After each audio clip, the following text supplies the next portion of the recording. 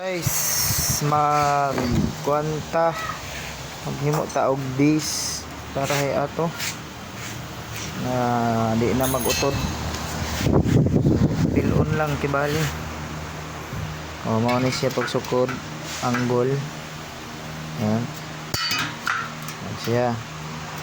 Tapos ang buhaton ani kanire ato kabason.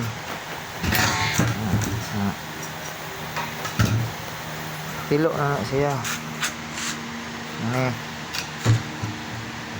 Tabas na siya. Hindi lang ni ma-square kay kuan short sa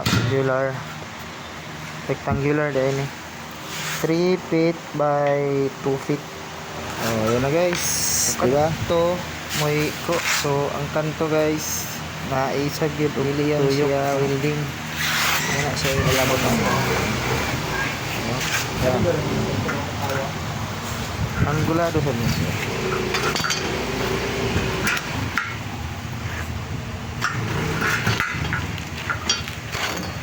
Guys, so ang kuwang nako dito kay di naman siya kaabot o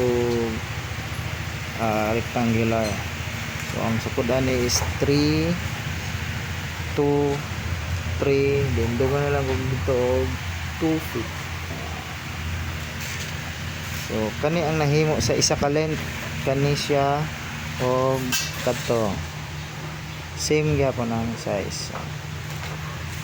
Guys ha, so natay nabalaan gihapon sa kanang YouTube tutorial DIY.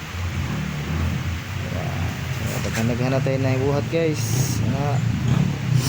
Daghan na yung trabahoon guys. Apa o guys para sa lead wall.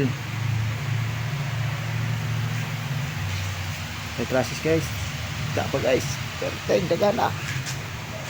Mana? Mura taganig. Daghan man hinoon mo kontak. Sa magpabuhat.